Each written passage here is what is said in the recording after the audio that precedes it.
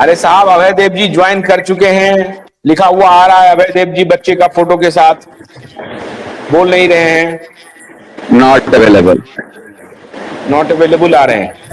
अच्छा अच्छा, एक मिनट जितेश रुकिए जरा सा। हाँ, शुभम बोल रहे थे, शुभम बोलिए। सर शुभम मैं बोलिए। ये कह रहा था, नहीं मैं ये कह रहा था कि तो कि देखिए कहीं ना कहीं कि आप ये सारे कमेंट्स देखिए, सारे कमेंट्स में यही लिखा है भारतीय जनता पार्टी। देखिए सही, सभी को पता है कि अब बिहार में है, हर जगह देखिए, इससे पहले भी यही हुआ कि देखिए जब पोर्टल बनाया गया तो लोगों में बड़ा मतलब खुशी का मतलब जाहिर हो गया, चलिए कि अच्छा, कम एक से कम मिनट भारतीय सुनिए, जनता ये पार्टी। मुकेश कुमार जी लिख रहे हैं, सुनिए सुनिए, मुकेश कुमार जी लिख रहे जी हैं, राहुल गांधी समय आने पर सब कहेंगे, अभी देश बचाना है। अच्छा ठीक है, तो ये ये धैर्य रखने के लिए तैयार हैं कि जब राहुल जी बोलेंगे तो बोलेंगे। ठीक नहीं है। नहीं, ये सब नहीं, मेरी बात सुन लीजिए। तो ये कह रहे थे जब पोर्टल आया तो आपको याद होगा कि मध्य प्रदेश का चुनाव था, आपका राजस्थान का चुनाव था, और एक आपका छत्तीसगढ़ का चुनाव था, एक है आपका तेलंगाना का चुनाव था। पोर्टल आने के बाद लोगों को, निवेशकों को लगा कि भाई चलिए कम से कम अच्छा होगा, तो भारतीय जनता पार्टी को लोगों ने जिताया।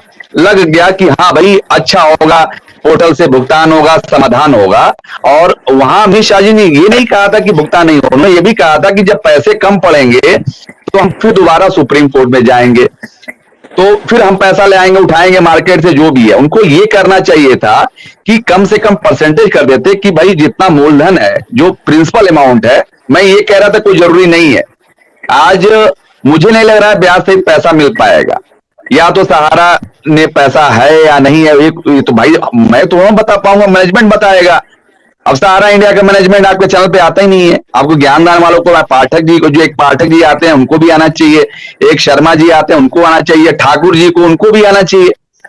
बड़े देखिए कहीं ना कहीं तो गलती है, आपको पता है कि आप क्या, देखिए ये आपको कंपनी भी ज्ञानदान, बचाना है और ये सामने भी नहीं ज्ञानदान आना है। कौन है? ये ज्ञानदान क्या है? ज्ञानदान ज्ञानदान वो है कि जो सहारा के रीजनल मैनेजर हैं, जोनल चीफ हैं, अपना एक यूट्यूब चैनल बनाकर अपने भावनाओं को, अपने दर्द को रखते हैं।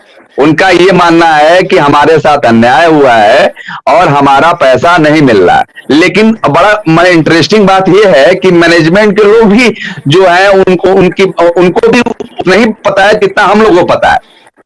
बड़ा इंटरेस्टिंग बात यह है कि जो सहारा इंडिया के निवेशकों को जितनी नॉलेज है उतनी नॉलेज उनको भी है।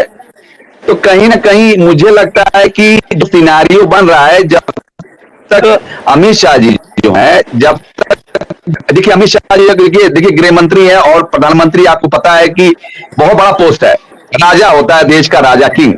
वो जो भी चाहे वो लगभग हो जाता है, आपको सबको पता है। लेकिन कम से कम आए और बैठ के बात करें कि चलिए भाई, अगर निवेशकों का मूलधन भी दिला देना, और मूलधन ब्याज से की बात छोड़ दीजिए, तब भी निवेशकों का जो है, जो इनका जो निवेशकों का पैसा लगभग डूब गया है, इसमें तो कोई डाउट नहीं है कि पैसा या तो इधर उधर कर दिया गया है, मैसेडोनिया ट्रांसफर कर दिया गया है। इधर देखिए होटल खरीदा, आपने सही कहा, जो होटल खरीदा था आपने, तिरंगा के था, उस समय की जो बात बता रहे हैं, ये जो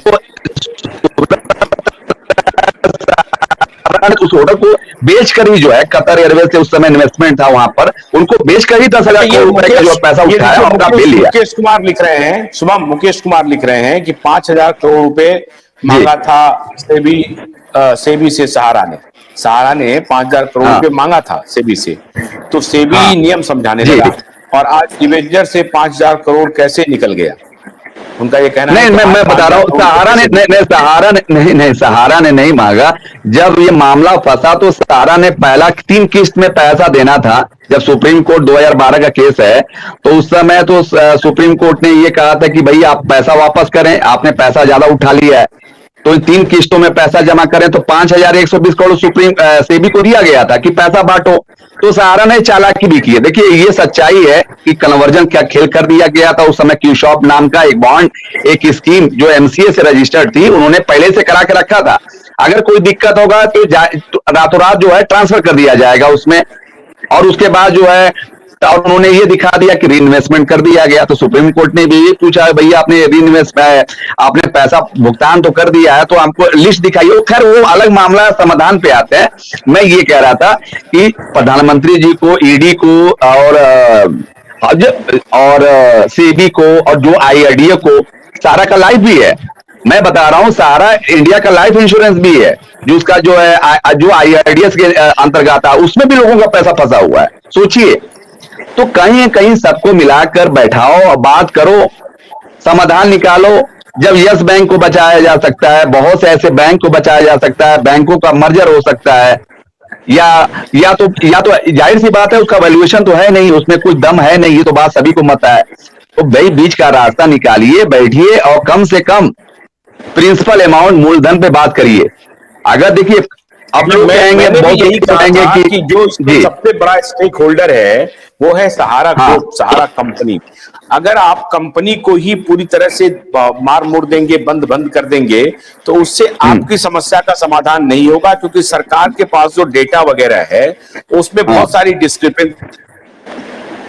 और सहारा मैनेजमेंट से पूछे पाठक जी और सहारा को इन्वॉल्व करके, सहारा प्रबंधन के हाँ साथ बैठ करके सरकार, सेबी और निवेशक और एजेंट, ये सारे लोग बैठ करके इन समस्या का एमिकेबली समाधान कर सकते हैं। उस तरफ काम करना चाहिए, ये मैं कह रहा हूं।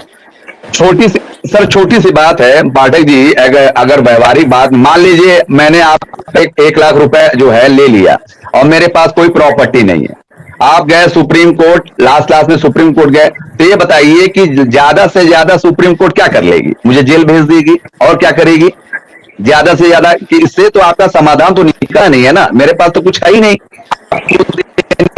के लिए। वही हाल है सहारा का। सहारा के पास दो ही चीज है, जहां तक मुझे लग रहा है, ये आपका एमवे वैली, अब जिसका वैल्यूएशन क्या है मुझे नहीं पता है, और सहारा से भी रिफंड मूलधन। और ये जो सबसे ज्यादा लोग जो ग्रसित हैं, प्रभावित हैं, सहारा की 4 क्रेडिट कोऑपरेटिव सोसाइटी। और सरकार भी यही मान रही है, सरकार भी यही मान रही है कि लगभग 80,000 से 90,000 करोड़ तक के आवेदन हमारे पास आ गए, और जो रहा 13 करोड़ निवेशक, देखिए मल्टीप्लाई है। मुझे लग रहा है कि 3 से 4 करोड़ निवेशक हैं, तो मल्टीप्लाई एक ही लोगों का कई मल्टीप्लाई होगा।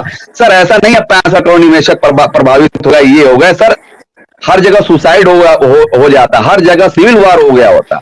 ये सब सुनने में बड़ा अच्छा लगता है।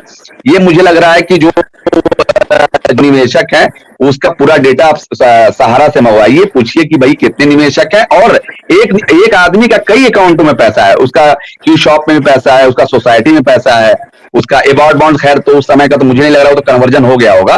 तो ज्यादा से ज्यादा मुझे लग रहा है 80% लोगों का पैसा जो है सोसाइटियों में है, और 20% पैसा जो सहारा की बड़ा फेमस स्कीम थी क्यू शॉप में, वो 10% से 8-10, मेरा जहां तक मानना, देखिए मैं मैनेजमेंट का आदमी तो हूं नहीं, ये तो सहारा इंडिया के मैनेजमेंट बताएंगे। लखनऊ, आपको याद होगा कि अब सुब्रत राय सहारा भी कहते थे कि भैया कि किसी चीज को बंद करने, और सहारा मैनेजमेंट से ये पूछा जाए, अब तो सुब्रत राय सहारा नहीं रहे, अब सपना राय मैडम भी सरेंडर कर चुकी हैं, तो सहारा के जो लोग हैं ये सोच रहे हैं कि सहारा चलेगा, तो भैया मुझे नहीं लगता है। जब मैनेजमेंट ही नहीं चलाएगा तो आप कैसे कह सकते हो? कंपनी चलाने वाला मुखिया चाहिए ना, लीडर से कंपनी चलता है। जब लीडर ही नहीं रहा और सपना राय, कोई भी हाथ नहीं डालना चाहेगा इसमें बैलेंस है। और दूसरी बात, लोगों कौन जमा करेगा आज के डेट में? अगर सबका भुगतान हो भी जाए, मूलधन भी हो जाए, तो कौन भरोसा करेगा इस पे? कौन देगा पैसा मार्केट में? कौन उसकी जिम्मेदारी लेगा? कौन लायबिलिटीज का जिम्मेदारी लेगा? तो आप पहले समाधान कराइए। अब कहने का मतलब यह है कि सहारा कंपनी जो हो सकता है कि चीट फंड का या जो फाइनेंशियल ऑपरेशंस है उसका काम ना हो, लेकिन सहारा की जो अन्य गतिविधियां हैं वो तो अपना कम से कम काम करेंगी। हाँ, चल रहा है, आज भी चल रहा है। सहारा होटल चल रहा है सर, सहारा का होटल चल रहा है, पता नहीं उनका है कि नहीं है। सहारा होटल का काम आज भी चल रहा है, सहारा होटल है, और सहारा का उसमें है कौन सा, ये फार्मूला 1 रेसिंग में जी, ऐसा है कि बहुत बढ़िया से चल रहा है, ऐसा कुछ नहीं है। वो सभी डिस्ट्रेस हैं, सभी परेशान हैं, इसमें कोई शक नहीं है। वहां हजारों एम्प्लॉय हैं जो रात दिन परेशान है, इस बात को तो मानना पड़ेगा।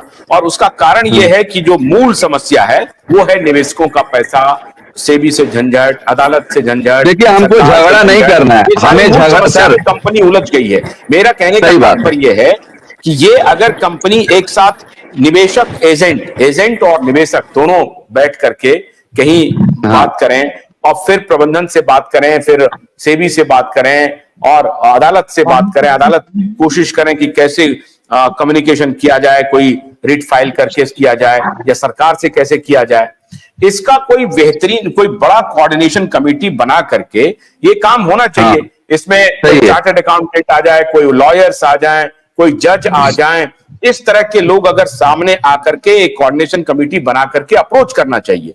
ये अगर होता है, या नहीं तो दूसरा तरीका है सुप्रीम कोर्ट, अदालत में ही जाइए। लेकिन अदालत की स्थिति तो यह है कि वो कोर्ट ही डिफर कर रहा है। अदालत भी एक तरीका है, अदालत में आप जा सकते हैं, बिल्कुल जा सकते हैं। अभय जी यहां मौजूद हैं, पिछली बातचीत में उन्होंने कहा था कि हम अदालत जाएंगे। अभय देव जी, आपको आवाज आ रही है हमारी? अभय देव जी दिखाई पड़ रहे हैं लेकिन वो गायब हैं, उनकी आवाज ही नहीं आ रही है। हाँ, जो अभय देव शुक्ला नहीं है, दूसरे अभय हैं, अभय देव दूसरे हैं वो। अच्छा, अभय देव दूसरे हैं, ये अभय देव शुक्ला नहीं दिख रहे हैं। अभय देव शुक्ला अगर रहते तो उनसे बात होती, ये जरूरी है। हाँ ध्रुव जी बोलिए। ध्रुव जी, क्या ये कोऑर्डिनेशन कमेटी की जो बात है ये होनी चाहिए और पीआईएल दोबारा लगनी चाहिए सुप्रीम कोर्ट में? लेकिन सुप्रीम कोर्ट में तो ऑलरेडी जो केस लगे हुए हैं वो डिफर हो रहे हैं। नहीं, ये बात बिल्कुल सही है। इस तरह की एक कमेटी बने और उसके सॉल्यूशन करे, उसका टाइम बाउंड प्रोग्राम हो, उसकी मीटिंगें हों डेली बेसिस पे या वीकली बेसिस पे। एक स्पेशल कमेटी इसको सॉल्व करने के लिए बने, वो तभी बन सकती है जब सरकार की मंशा हो। तो इसलिए इस समय सबसे बड़ी बात है कि भारतीय जनता पार्टी ने और अमित शाह ने पोर्टल तो बनाया है, लेकिन उनकी मंशा स्पष्ट न होने की वजह से निवेशकों में भ्रम है। और निवेशकों को पूरी तरह इसको रिप्रेजेंट करना चाहिए और साथ ही साथ सरकार को ये देखते हुए कि ये इतनी बड़ी जनसंख्या है, इतने लोग इफेक्टेड हैं, जितने टोटल वोटर हैं उससे कम 50% लोग इससे इफेक्टेड हैं सहारा से, और परिवारों को सबको मिला दिया जाए। तो सरकार को इस तरह की कमेटी जो आशुतोष जी ने कहा है वो बननी चाहिए और उसमें समय समय पे जो निवेशकों के रिप्रेजेंटेटिव हैं उनसे भी टू वे संवाद किया जाए, जिससे वो भी समस्याएं सामने आए। और जो क्षेत्रीय कार्यालय हैं सहारा के, उनको रिवाइव किया जाए। अच्छा देखिए, भोलानाथ के 2-in-1 बैटरी ऑपरेटेड हार्वेस्टर कम ब्रश कटर के साथ ट्रॉली अतिरिक्त लागत पर उपलब्ध है।